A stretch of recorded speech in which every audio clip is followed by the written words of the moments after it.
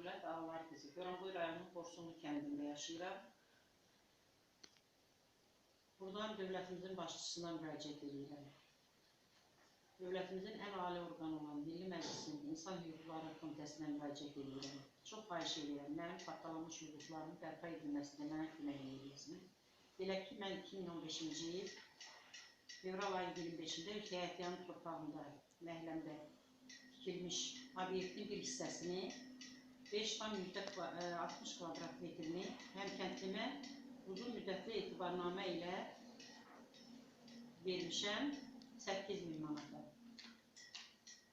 Bütün səlahiyyətləri də bu etibarnamədə ona vermişəm. Adına keçid edə bilər, öz adında bağışlaya da bilər, sata da bilər, bütün səlahiyyətləri vermişəm. Buna baxmayaraq, həmkəndlim məni şərləyərək güya 9.500 manat pul verib.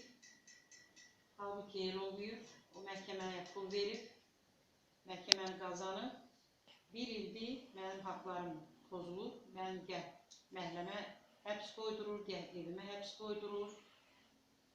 Məni cürbəcür şeylərlə yanıyır, çünki məhkəmə onun dediyini deyil.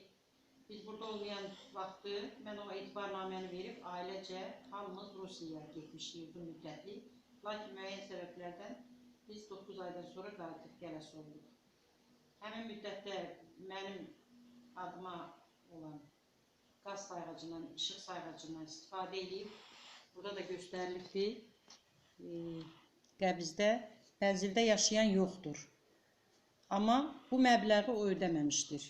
Biz Rusiyadan qayıdıb gələndən sonra bizim qazımızı, işığımızı kəsdilər. Mən məcbur olub o 102 manatı ödədim, qazı bağlatdım. Çünki mənim körpə nəvələrim var idi evdə. Həmin vaxtı biz evə qayıdıb gələndə Rusiyadan mən gördüm ki, mənim həyətimdə olan tikinti materiallarım, dəmir materiallarım yoxdur. O vaxt mən 102 Daxili İşlər Nazirliyinin 102 qaynaq xəttini yırdım, dedim və belə-belə mənim həyətimdən küllü miqdarda uğurlu olub. Dedilər, polisə müraciət edin. Getdim polisə. Polisdə dedilər ki, həmin çay evində dava olub, qız üstündə aprel ayında, amma biz burada olmamışıq o vaxtı. Siz gedin məhkəməyə yazın verin. Mən o vaxtı bu 2015-ci il noyabrın 11-ci ayın 16-sında yazdım məhkəməyə, məktub göndərdim. Məktubu məhkəmə hələ də baxmayıbdır. İndiyənə kimi bir ildən çox vaxt keçdiyinə baxmayaraq hələ də baxmayıbdır.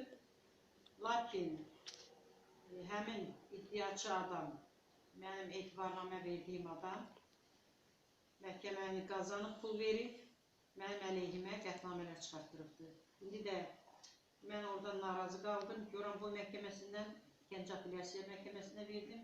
Bugün qətnamənin surətini almışam. Yenə də məhkəmənin, Goranboy məhkəməsinin çıxardığı qətnamə olduğu kimi saxlanılıbdır, qeyri-qanuni olaraq. Məhkəmə başlayıb Apellyasiya məhkəməsi 17-15-də, 17-19-da məhkəmə qərarını verdi. Çünki orada tapşırılmışdı ki, qətnamə Goranboy məhkəməsinin qətnaməsi olduğu kimi saxlanılsın, qeyri-qanuni olaraq. Məhkəmə niyə mənim hüquqlarım tapdalanır? Mən artıq ürək xəstəsi olmuşam. Mən Gəncə Kardiologiya Ürək Xəstəlikləri Balnisəsinin xəstəsi olmuşam. Əsəbdən mənim əsəblərim çox gərginləşib. Mən keçən il iyun ayında 2 dəfə Prezident Administrasiyasına yazdım. Oradan bilmirəm, zəng elədilər, nağardılar məhkəmədən sonra məni çağırdılar. Getdim mən bu etibarnaməni göstərəndən sonra, bu qəbizləri göstərəndən sonra Sudya İsmail Əbdurrahmanlı dedi ki, mən bilməmişəm, səhv eləmişəm, təzədən düzəldəcəm. Yenidən məhkəmə oldu və ancaq burada işıq pulunun, mənim üstümdə qalan işıq pulunun yarısını ödənməsini həmin adamdan qətnamə çıxartdı ki, həmin adam ödəsin. Lakin 677 manat işıq sayğacında borcu var, 102 manat 60 qəpik qaz sayğacında borcu var idi. Mən qaz ödədim hamısını, qazımızı bağlatdım. Bugünkü gündə mənim nəvələrim, 3 nəvəm məktəbə gedir, onlar lampa işığına mən onu çəkib ATV kanalının Bizimlə Sən verilişinin WhatsApp saytına göndərdim nəvələrimin nə cür dərs hazırlamaqlarına. Ona da baxmadılar. Noyabr ayının 24-də Xəzər TV-yə yazmışdım. Gəldilər, çəkdilər. İsmail Əbdurrahmanlı, Goranboy rayonu xalq hakimi. Ona da maneçilik törətdi. Həmin çəkilişin Xəzər TV-də ictimailəşməyinin qarşısını aldı. Xahiş edirəm, mən İnsan Hüquqları Komitəsinə müraciət edirəm. Mənim müraciətimi eşidəsiniz. Hələ də Gəncə Apellyasiya Məhkəməsi də 2 dəqiqəyə qətnamə çıxartdı ki, Goranboy məhkəməsi düzgün edirdi. Halbuki, mənim əlimdə əsaslarım var, sübutlarım var ki, mən haqlı olaraq şikayət edirəm, mənim şikayətimə baxmırlar.